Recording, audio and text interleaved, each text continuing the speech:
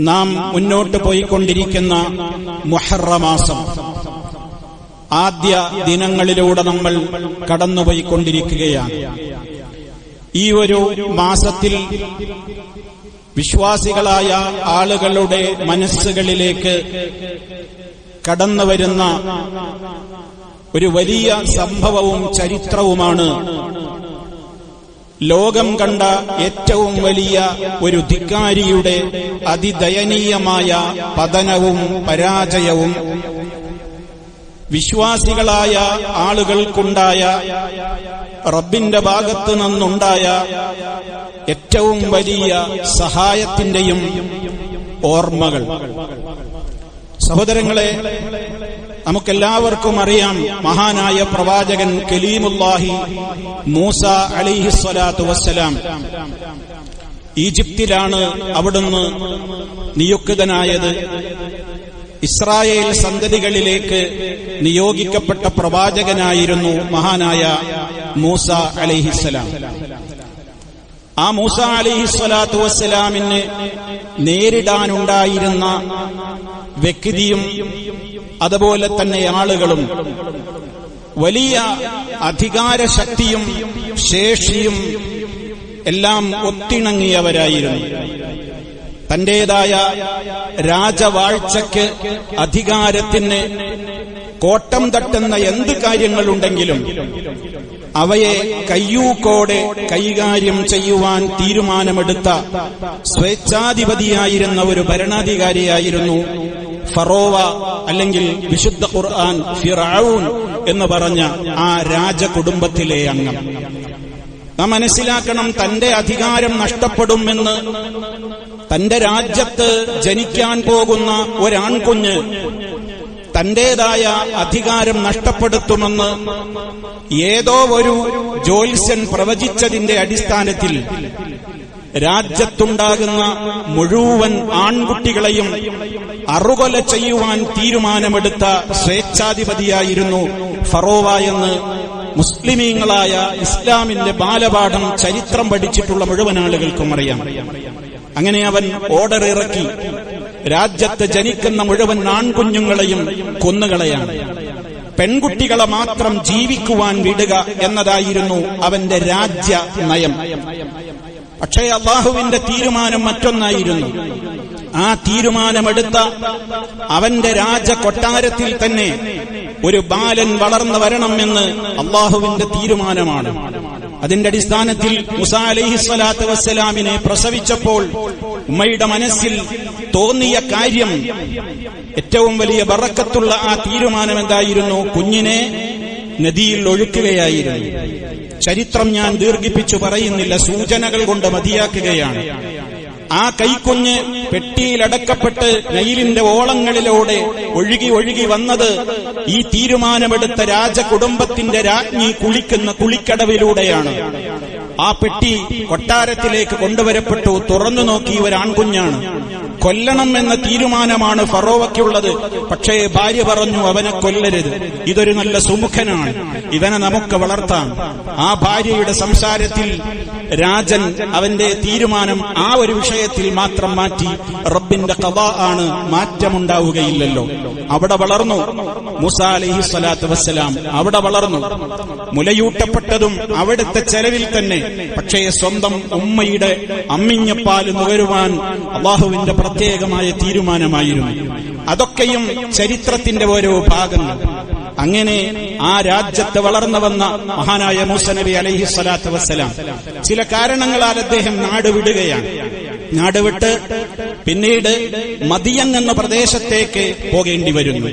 അവിടെ കുറെ കാലം ജീവിച്ച് അവിടെ നിന്ന് വിവാഹം കഴിച്ച് വീണ്ടും ഈജിപ്തിലാണ് സീനാ പർവ്വതത്തിന്റെ സമീപത്ത് വെച്ച് മഹാനായ മൂസ അലൈഹിസ്സലാത്തു വസ്സലാം മഹാനായ പ്രവാചകനായിക്കൊണ്ട് അല്ലാഹുവിന്റെ പ്രത്യേകമായ ആ ദീന് പ്രബോധനം നടത്തണം എന്നുള്ള ലാ ഇലാഹ ഇല്ലല്ലാഹ് എന്ന ആദർശം സമൂഹത്തോട് തുറന്നു പറയണം എന്നുള്ള കൃത്യമായ നിർദ്ദേശം ലഭിക്കുന്നത്. അവിടം മുതൽ മഹാനായ ആ പ്രവാചകന്റെ ഏറ്റവും വലിയ ചരിത്രം വളരെ കൃത്യമായി തന്നെ പ്രബോധന രംഗത്ത് നമ്മൾ വായിച്ചെടുക്കുകയാണ് വിശുദ്ധ ഖുർആനിലൂടെ മഹാനായ റസൂലുള്ളാഹി സ്വല്ലല്ലാഹു അലൈഹി വസല്ലമിന്റെ വിവരണങ്ങളിലൂടെ. ഫറോവയുടെ കൊട്ടാരത്തിൽ കയറി ചെന്നു. അവൻ അല്ലാഹുവിന്റെ പ്രത്യേകമായ കാവലോടുകൂടി. ഭയമുണ്ടായിരുന്നു പോകാൻ. അല്ലാഹു ആശ്വസിപ്പിച്ചു, പേടിക്കണ്ട, ഞാനുണ്ട് നിങ്ങളുടെ കൂടെ, എന്റെ കാവലുണ്ടാകും. കയറി ചെന്നു. ലാ ഇലാഹ ഇല്ലല്ലാഹ് പറഞ്ഞു. ലാ ഇലാഹ ഇല്ലല്ലാഹ് പറഞ്ഞത് ആരോടാണ്? രാജ്യത്തെ ഏറ്റവും വലിയ ധിക്കാരിയോട്, ദൈവം ചമഞ്ഞവനോട്, റബ്ബ് ചമഞ്ഞവനോടാ പറയുന്നത്. അവന്റെ തിട്ടൂരങ്ങൾ എന്തായിരുന്നു? രാജാവിന്റെ മാ അലിംതു ലക്കും മിൻ ഇലാഹിൻ ഗൈരി, ഞാനല്ലാതെ നിങ്ങൾക്കൊരു ഇലാഹുള്ളതായി എനിക്കറിയില്ല എന്നായിരുന്നു ഫറോവയുടെ രാജതിട്ടൂരങ്ങളിൽ വളരെ പ്രധാനപ്പെട്ട ഒന്ന്. അന റബ്ബുക്കുമുൽ അഅല, ഞാനാണ് നിങ്ങളുടെ അത്യുന്നതനായ റബ്ബ് എന്നവകാശപ്പെട്ട അഹങ്കാരത്തിന്റെ ഉച്ചിയിൽ കയറി നിന്നുകൊണ്ട് ആക്രോശിച്ച സ്വേച്ഛാധികാരിയായ ഭരണാധികാരിയുടെ മുമ്പിൽ ഗുണകാംക്ഷ നിർഭരമായ മനസ്സോടുകൂടി ഈ പ്രപഞ്ചത്തെയും താങ്കളെയും ഇവിടെയുള്ള മുഴുവൻ വസ്തുക്കളെയും സൃഷ്ടിച്ച സൃഷ്ടാവായ റബ്ബിനോട് മാത്രമേ പ്രാർത്ഥിക്കാവൂ, അവനെ മാത്രമേ ആരാധിക്കാവൂ, അവന്റെ മുമ്പിൽ മാത്രമേ സാഷ്ടാംഗം നമിക്കാവൂ, അവനെ മാത്രമേ റബ്ബായി അംഗീകരിക്കാവൂ, അവനെ മാത്രമേ ഇലാഹായി അംഗീകരിക്കാവൂ എന്ന് കൃത്യമായി അവിടെ വെച്ച് റബ്ബിന്റെ പ്രത്യേക കാവൽ മുഖേന മഹാനായ മൂസ നബി അലൈഹി സ്വലാത്തു വസ്സലാം തന്റെ തൗഹീദിന്റെ പ്രബോധനം രാജകൊട്ടാരത്തിൽ നിർവഹിച്ചു. എന്തായിരുന്നു പ്രതികരണങ്ങൾ എന്ന മുസ്ലിമീങ്ങളായ സഹോദരങ്ങളെ നമുക്കറിയാം. പീഡനങ്ങളുടെ പരമ്പരകളായിരുന്നു. ഒരുപാട് ആളുകളെ അവൻ കൊലക്കത്തിക്കിരയാക്കി. ഒരുപാട് ആളുകളെ അവൻ മറ്റു വിധേന നിഷ്ഠൂരമായി വധിച്ചു. ഒരുപാട് ആളുകളെ രാജ്യത്ത് നിന്ന് ഇല്ലാതാക്കി. ഒരുപാട് പട്ടിണി പാവങ്ങളെ കൊണ്ടവൻ അടിമവേല ചെയ്യിച്ചു. അവന്റെ ചാട്ടവാറടി കൊള്ളാത്ത ഇസ്രായേൽ മക്കളില്ല എന്ന് വേണമെങ്കിൽ പറയാവുന്ന വിധത്തിൽ അതിക്രൂരവും നിഷ്ഠൂരവുമായിരുന്നു ആ ധിക്കാരിയായ സ്വേച്ഛാധിപതിയുടെ ഭരണ പ്രവർത്തനങ്ങൾ മുഴുവനും. പക്ഷേ നമ്മൾ മനസ്സിലാക്കണം, അതാണ് മുഹറം 10 ഓർമ്മ വിശ്വാസിയുടെ മനസ്സിലേക്ക് പകർന്നു വരുന്ന ഏറ്റവും വലിയ ഗുണപാഠം. എത്ര വലിയ ധിക്കാരിയാവട്ടെ, എത്ര വലിയ സ്വേച്ഛാധിപതിയാവട്ടെ, എത്ര വലിയ ആളും അർത്ഥവും അതുപോലെ തന്നെ രാജകിങ്കരന്മാരും അധികാരത്തിന്റെ ഏതെല്ലാം വിധത്തിലുള്ള രാഷ്ട്ര സ്വാധീനങ്ങളുമുള്ളവരാവട്ടെ, ഏത് ധിക്കാരിക്കും സർവശക്തനായ റബ്ബിനെ വെല്ലുവിളിച്ചാൽ ഇന്നല്ലെങ്കിൽ നാളെ, നാളെയല്ലെങ്കിൽ മറ്റന്നാൾ, അല്ലെങ്കിൽ അതിന്റെ അടുത്ത കാലങ്ങളിൽ ദയനീയമായ ഒരു പതനം ഏറ്റുവാങ്ങേണ്ടി വരും എന്ന കാര്യത്തിൽ ഒരു സംശയവും വേണ്ട. പക്ഷേ അതിനിടയ്ക്ക് ഒരുപാട് നല്ലവരായ ആളുകളുടെ ജീവൻ പൊലിയേണ്ടി വന്നിട്ടുണ്ട്. ഒരുപാട് ആളുകൾ പീഡനങ്ങൾക്ക് വിധേയരായിട്ടുണ്ട്. വർഷങ്ങൾ അങ്ങനെയൊക്കെ കഴിഞ്ഞെങ്കിലും അല്ലാഹു സുബ്ഹാനഹു വ തആലയുടെ പ്രവാചകൻ ഈ പീഡനങ്ങളുടെ എല്ലാം പ്രയാസങ്ങൾ തന്റെ അണികൾ തന്നോട് വന്ന് പറയുമ്പോ സമാധാനിപ്പിച്ച ഒരു വാചകമുണ്ട്. ഖുത്ബയുടെ തുടക്കത്തിൽ ഞാൻ നിങ്ങളെ ഓതിക്കേൽപ്പിച്ച സൂക്തം അതാണ്.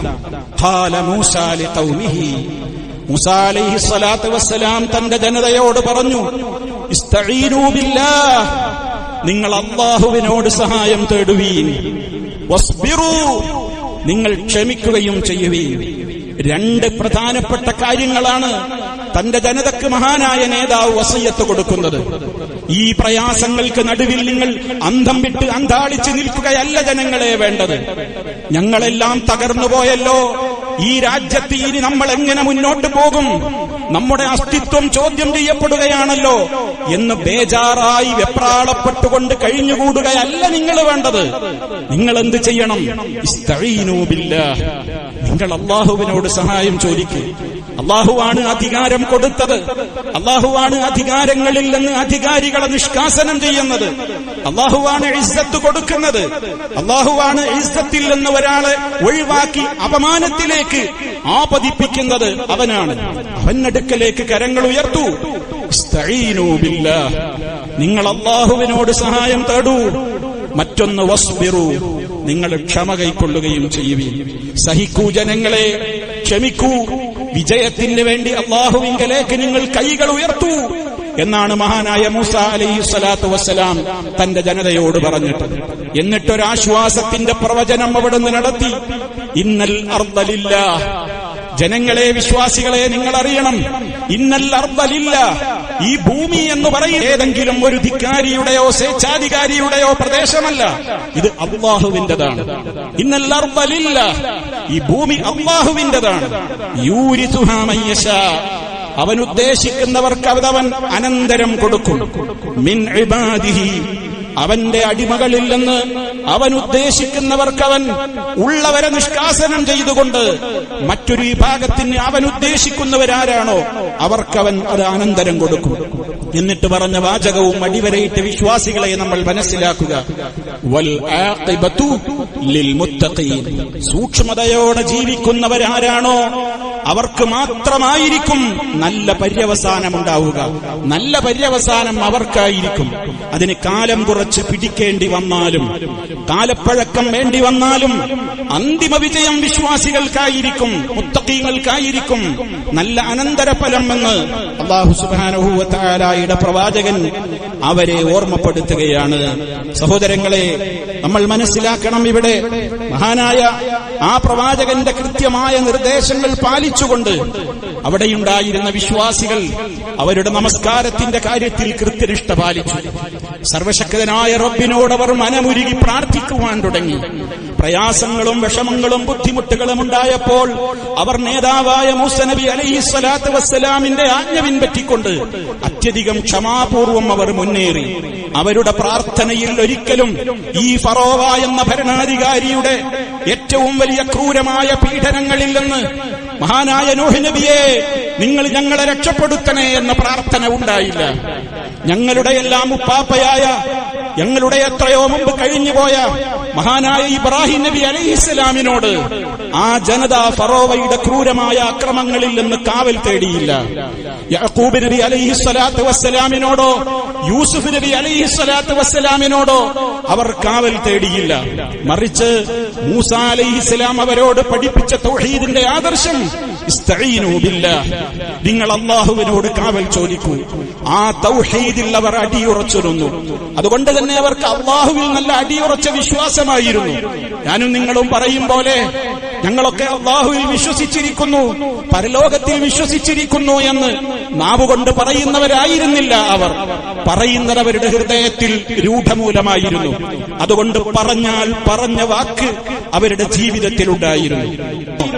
അതുകൊണ്ടാണ് ഈ ഏറ്റവും വലിയ ധിക്കാരിയെ മുക്കിക്കൊല്ലാൻ തീരുമാനിച്ച മുഹറം 10 ദിവസം, ആ ദിവസത്തിൽ മഹാനായ മൂസ നബി അലൈഹിസ്സലാത്തു വസ്സലാം അനുയായികളെയും കൊണ്ട് രക്ഷപ്പെടുകയാണ്. അല്ലാഹുവിന്റെ നിർദ്ദേശപ്രകാരം അങ്ങ് ഫലസ്തീനിലേക്ക് പോവുകയാണ്. ഈജിപ്ത് വിടുകയാണ്.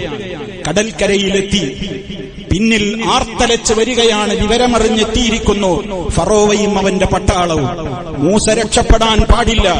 മൂസയെയും മണികളെയും കഴുത്തറുത്ത് കൊല്ലണം, എങ്കിലേ നമ്മുടെ രാജ്യത്തിന് നിലനിൽപ്പുള്ളൂ എന്ന് മനസ്സിലാക്കിയ ഫറോവയും അവന്റെ അധികാരികളും അവന്റെ പട്ടാളങ്ങളും മൂസ അലൈഹിസ്സലാമിന്റെ പിന്നാലെ വന്നിരിക്കുകയാണ്. മുന്നിൽ ആർത്തലച്ച് തെരയടിച്ചുകൊണ്ടിരിക്കുന്ന സമുദ്രമാണ്. മൂസ അലൈഹിസ്സലാത്തു വസ്സലാം മണികളും ഇങ്ങനെ നിൽക്കുകയാണ്. എന്ത് ചെയ്യണം?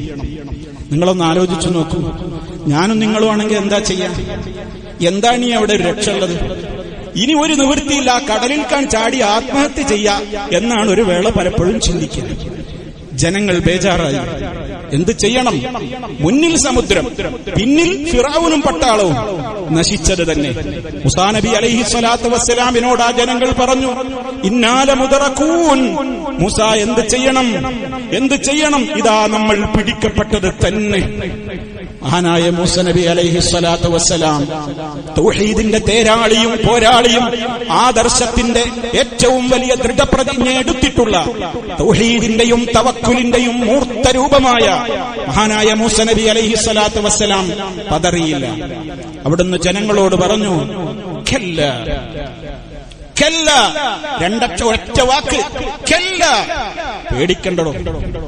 എന്തിനാ പേടിക്കുന്നത്? ബേജാറാവണ്ട. ഇന്ന മഅയ റബ്ബീ സയഹ്ദീൻ. ഇന്ന മഅയ റബ്ബി, തീർച്ചയായും എന്റെ കൂടെ എന്റെ റബ്ബുണ്ട്. സയഹ്ദീൻ, ഒരു വഴി അവൻ കാണിച്ചു തരിക തന്നെ ചെയ്യും. എന്താ വഴിയെന്നൊന്നും നബിക്കറിയില്ല. അതാണ് ആ തവക്കുലിന്റെ ബോധം.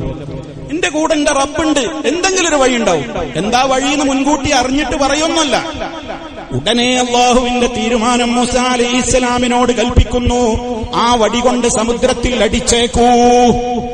സമുദ്രത്തിൽ അടിച്ചു, സമുദ്രം പിളർന്നു. ചരിത്രം അങ്ങനെ. മൂസാ അലൈഹിസ്സലാമും വിശ്വാസികളും ആ ഉണങ്ങിയ ഒരു കാറ്റടിച്ച വഴിയൊക്കെ ഉണങ്ങി അതിലൂടെ നടന്നുപോയി. പിന്നാലെ തന്റെ ഫറോ മനസ്സിലാക്കി, അവൻ ഈ ദൃഷ്ടാന്തം കൺമുമ്പിൽ കണ്ടിട്ട് പോലും അവന്റെ മനസ്സയഞ്ഞില്ല. മൂസ രക്ഷപ്പെട്ടതുപോലെ എനിക്കും രക്ഷപ്പെടാൻ പറ്റുമെന്നാണ് ആ ധിക്കാരി ആ സമയത്തും കണക്ക് കൂട്ടിയത്. അവനും പിന്നാലെ പോയി, അവന്റെ അണികളെയും കൂട്ടി. അല്പമകലെ എത്തിയപ്പോഴേക്ക് സമുദ്രത്തിൽ രണ്ടു ഭാഗത്തായി മാറി നിന്നിരുന്ന വെള്ളക്കെട്ട് ഇങ്ങോട്ട് കൂടി അവനതിൽ മുങ്ങിച്ചാവുകയാണ്. ചാവാൻ നേരത്ത് അവൻ പറഞ്ഞു, ആരാ അവൻ? അവനാണ് തന്റെ രാജ്യത്തിന്റെ അധികാരം പറഞ്ഞുകൊണ്ട് ഹുക്ക് പറഞ്ഞത്, തന്റെ രാജ്യത്തുകൂടെ ഒഴുകിക്കൊണ്ടിരിക്കുന്ന നദികളെ കുറിച്ച് അഹങ്കാരം പറഞ്ഞത്. അലൈസ ലീ മുൽക്കു മിസ്ർ, ഈ രാജ്യമാകുന്ന ഈജിപ്തിന്റെ അധികാരം എനിക്കല്ലയോ? വഹാദിഹിൽ അൻഹാറു തജ്രീ മിൻ തഹ്തീ, ഇതാ ഇവിടെ കാണുന്ന ഈ നദികളും ജലാശയങ്ങളുമൊക്കെ എന്റെ കീഴിലാണ് ഒഴുകിക്കൊണ്ടിരിക്കുന്നത്. അഫലാ തുബ്സിറൂൻ, നിങ്ങൾക്ക് കാണാൻ കഴിയുന്നില്ലേ എന്ന് അഹങ്കാരത്തിന്റെ നകളിപ്പ് പറഞ്ഞ അവന്റെ രാജ്യത്തുകൂടെ ഒഴുകുന്ന ജലാശയത്തിലതാ മുങ്ങിച്ചാവുകയാണ്. ആ നേരത്തവൻ പറഞ്ഞു ആമൻതു അന്നഹു ലാ ഇലാഹ ഇല്ലല്ലദീ ആമനത് ബിഹി ബനൂ ഇസ്രായീൽ വഅന മിനൽ മുസ്ലിമീൻ. ഞാനിതാ മൂസയും ഹാറൂനും ഒക്കെ പരിചയപ്പെടുത്തിയ ആ റബ്ബിൽ വിശ്വസിക്കാൻ തയ്യാറാണ്, ഞാൻ മുസ്ലിമാണ്. പക്ഷേ മരണനേരത്തുള്ള തൗബ ആർക്ക് വേണം? പഠിക്കുക. മുഹറം 10 ഓർമ്മ വരുമ്പോ ഫറോവ എന്ന ധിക്കാരിയും മരണം മുന്നിൽ കണ്ടപ്പോ ലാ ഇലാഹ ഇല്ലല്ലാഹ് പറഞ്ഞു മരിക്കാൻ മോഹിച്ചിട്ടുണ്ട്, പക്ഷേ നടന്നിട്ടില്ല. ജീവിതം അങ്ങനെ ജീവിച്ചാലേ മരിക്കുമ്പോ കലിമ ചൊല്ലി മരിച്ച് ആ നിലക്ക് സ്വർഗത്തിലേക്ക് എത്തിച്ചേരുമാറുള്ള ഒരു മുഅ്മിനായി മരിക്കാൻ കഴിയുകയുള്ളൂ. അല്ലാത്തത് മരണനേരത്ത് എല്ലാവരും അത് ആഗ്രഹിക്കും. ഫറോവ വരെ ആഗ്രഹിച്ചു. അല്ലാഹ് പറഞ്ഞു, ടൈം തീർന്നടോ, ഇപ്പോഴാണോ നിനക്ക് ബോധോദയം ഉണ്ടാകുന്നത്? എല്ലാം കഴിഞ്ഞിരിക്കുന്നു. സഹോദരങ്ങളെ, ആ ഫറോവ എന്ന് പറയുന്ന ധിക്കാരിയെയും അവന്റെ അണികളെയുമെല്ലാം മുക്കിക്കൊന്ന ഓർമ്മകളാണ് മുഹറം 10 നമ്മുടെ മനസ്സിലേക്ക് കയറി വരുന്നതെങ്കിൽ നാം മനസ്സിലാക്കുക, ഗുണപാഠം ഉൾക്കൊള്ളുക. മരണനേരത്ത് തൗബ ചെയ്തിട്ട് ഒരു കാര്യമില്ല, ജീവിതം നന്നാക്കിയാലേ രക്ഷയുള്ളൂ എന്ന പാഠം ഉൾക്കൊള്ളുക. രണ്ടാമത് ഉൾക്കൊള്ളേണ്ടുന്ന പാഠം, ലോകത്ത് എത്ര വലിയ ധിക്കാരിയും അഹങ്കാരിയും സ്വേച്ഛാധിപതിയായ എല്ലാം ഉള്ളവന്മാരും വിലസട്ടെ, അന്തിമ വിജയം വിശ്വാസികൾക്കുണ്ടാകും.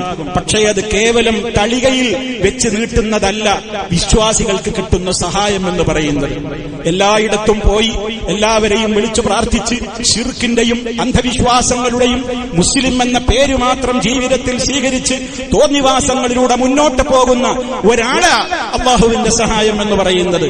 അള്ളാഹുവിന്റെ സഹായം ലഭിക്കുക ആർക്ക് മാത്രമാണ്?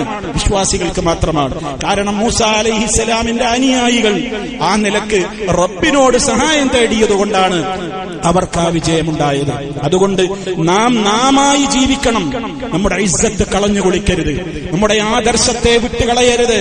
ഏതെങ്കിലും ആളുകൾ വെച്ച് നീട്ടുന്ന ഏതെങ്കിലും വിധത്തിലുള്ള ഉപഹാരങ്ങളുടെ മുമ്പിലോ ഏതെങ്കിലും സമ്മാനങ്ങളുടെ മുമ്പിലോ ഏതെങ്കിലും വാഗ്ദത്തങ്ങളുടെ മുമ്പിലോ ഇസ്ലാമിന്റെ സുന്ദരമായ ആശയങ്ങളെയോ ആദർശങ്ങളെയോ ആരുടെയും കീഴിൽ നമ്മൾ വെച്ചുകൊടുക്കാൻ പാടില്ല. പ്രിയപ്പെട്ട യുവാക്കളെ, നമ്മൾ മനസ്സിലാക്കണം, ആദർശത്തെ ഇല്ലായ്മ ചെയ്യുവാൻ പാഠപുസ്തകങ്ങളിൽ വരെ, കരിക്കുലങ്ങളിൽ വരെ, ആ നിലക്കുള്ള കൃത്യമായ സിലബസിൽ വരെ കൃത്യമായ അജണ്ടകൾ തയ്യാറാക്കിക്കൊണ്ട് ഇസ്ലാമിനെയും ഇസ്ലാമിക ആദർശത്തെയും ഇവിടെ നിന്ന് നിഷ്കാസനം ചെയ്യണമെന്ന് തീരുമാനമെടുത്തത് പോലെയുള്ള കാര്യങ്ങളാണ് നടന്നുകൊണ്ടിരിക്കുന്നത്.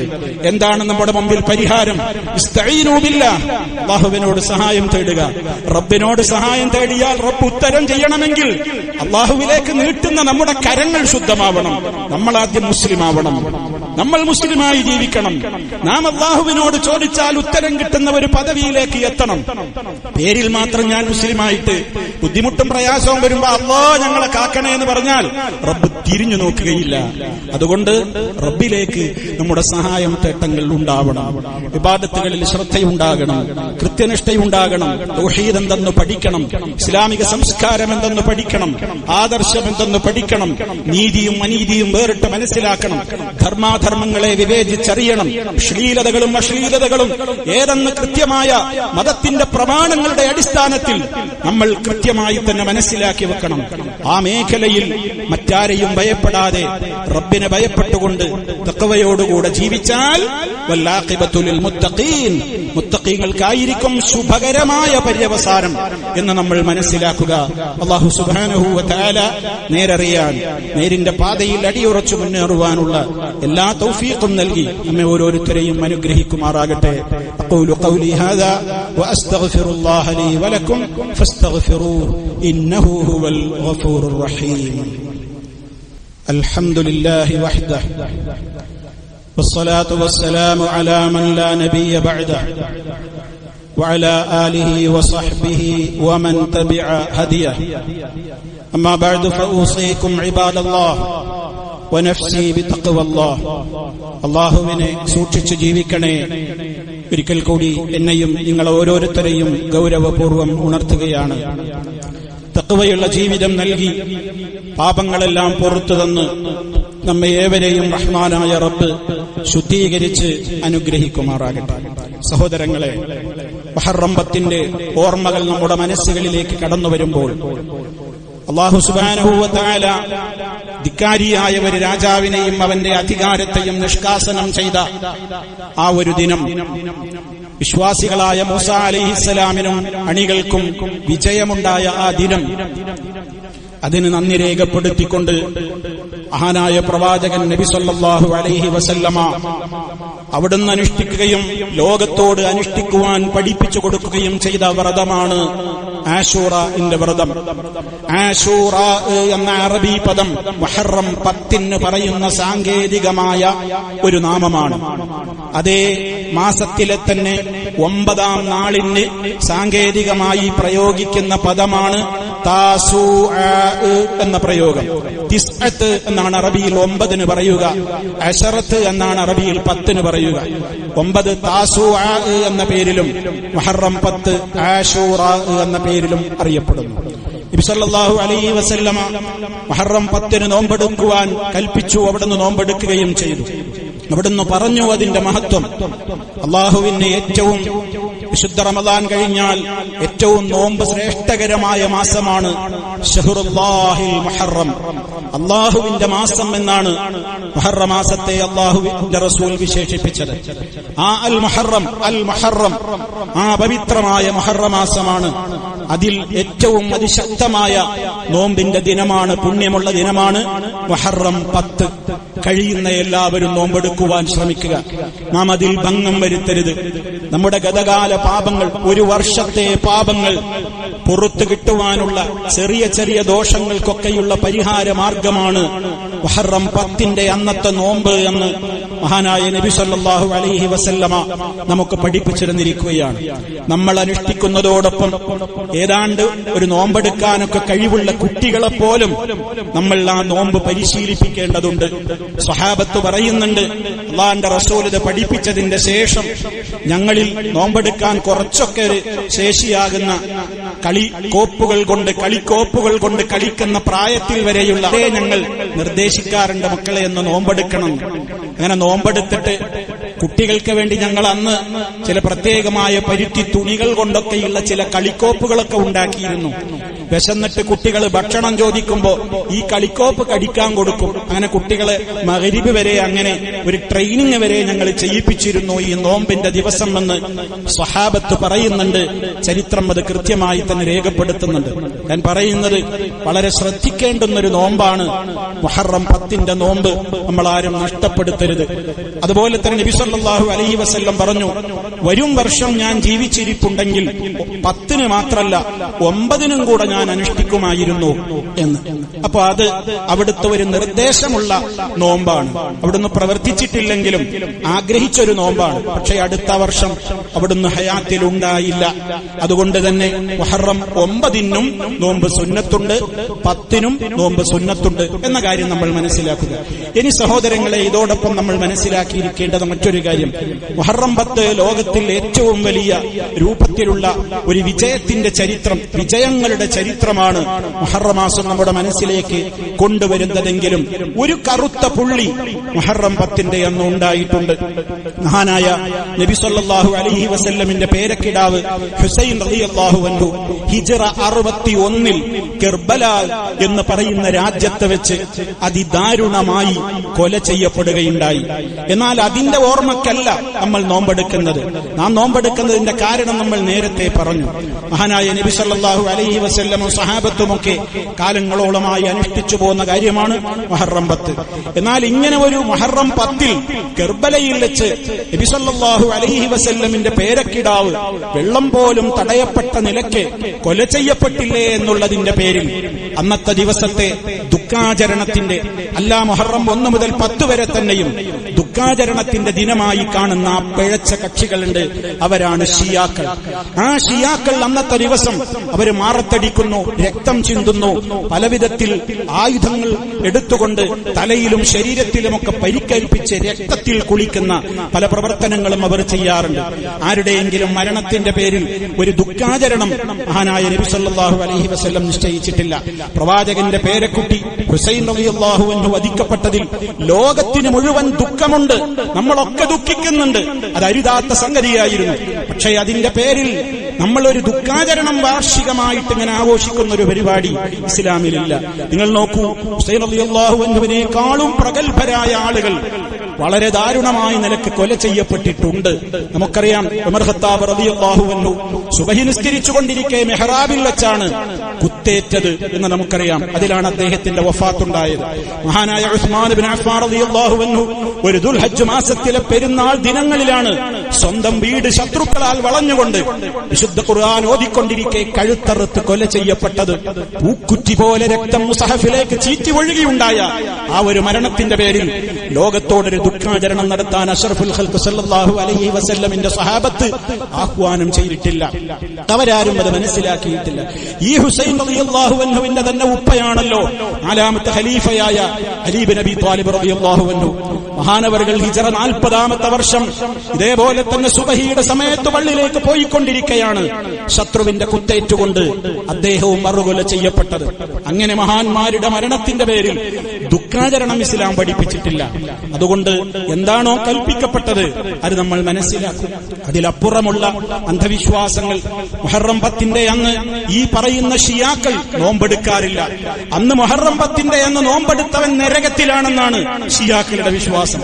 ഷിയായിസവും ഇസ്ലാമും തമ്മിൽ എത്രത്തോളം ദൂരെയാണ് എന്ന് പ്രിയമുള്ളവരെ നമ്മൾ മനസ്സിലാക്കണം. നമ്മൾ വിചാരിക്കും അവര് മുസ്ലിങ്ങളല്ലേ, അവരുടെ ആദർശവും ഇസ്ലാമികമായ ആദർശവും തമ്മിൽ ഒരുപാട് അകലെയാണ്. കാര്യങ്ങൾ നമ്മൾ വിവേചിച്ച് മനസ്സിലാക്കുക. അതുകൊണ്ട് സഹോദരങ്ങളെ, ഓരോന്നും കൃത്യമായി എന്താണോ ഒരു മുസ്ലിം ഗ്രഹിക്കേണ്ടത് അത് അതിന്റെ യഥാർത്ഥ സോഴ്സുകളിൽ നിന്ന്, പ്രമാണങ്ങളിൽ നിന്ന് കൃത്യമായി മനസ്സിലാക്കുക. ഇത് ദുർദിനമല്ല, ദുർദിനങ്ങളുടെ ആ വിധത്തിലുള്ള ആചാരങ്ങളുടെ ദിവസങ്ങളുമല്ല എന്ന് നമ്മൾ മനസ്സിലാക്കിക്കൊണ്ട് അല്ലാഹു നമുക്ക് ഈ മാസത്തിൽ കഴിയുന്നത്ര നോമ്പെടുക്കുക എന്നുള്ളതാണ്. അത് മുഹറം മാസത്തിൽ എത്ര ഒരാൾക്ക് നോമ്പെടുക്കാൻ, ആ മാസത്തിന്റെ അവസാനം വരെയും എത്ര ആർക്ക് നോമ്പെടുക്കാൻ കഴിയോ അത്രയും നല്ലതാണ്. കാരണം ഷഹ്റുല്ലാഹിൽ മുഹറം, അല്ലാഹുവിന്റെ മാസമായ മുഹറം, ഇതിൽ ഏറ്റവും പ്രധാനമാണ് മുഹറം 10. 9 കൂടിയായാൽ വളരെ നന്നായി. ഈ കാര്യമൊക്കെ നമ്മുടെ മനസ്സിലുണ്ടാകണമെന്ന് എന്നെയും നിങ്ങളെയും ഓർമ്മപ്പെടുത്തുകയാണ്. അല്ലാഹു സുബ്ഹാനഹു വ തആല നേരറിയുവാൻ, നേരിന്റെ പാതയിൽ മുന്നോട്ട് ഗമിക്കുവാൻ നമുക്കെല്ലാം എല്ലാവിധത്തിലുള്ള തൗഫീഖും നൽകി നമ്മെ ഓരോരുത്തരെയും അനുഗ്രഹിക്കുകയും എല്ലാ അർത്ഥത്തിലും അവന്റെ കാവൽ നമുക്ക് നൽകിക്കൊണ്ട് നമ്മയെല്ലാം വിജയിപ്പിക്കുകയും ചെയ്യുമാറാകട്ടെ. اللهم آت أنفسنا تقواها وزكها أنت خير من زكاها أنت وليها ومولاها اللهم اغفر للمؤمنين والمؤمنات والمسلمات الأحياء منهم والأموات إنك مجيب الدعوات وقاضي الحاجات. اللهم أعز الإسلام والمسلمين وأذل الشرك والمشركين. اللهم أجرنا وأجر والدينا من النار. ربنا اغفر لنا ولإخواننا الذين سبقونا بالإيمان ولا تجعل في قلوبنا غلا للذين آمنوا ربنا إنك رؤوف رحيم والحمد لله رب العالمين.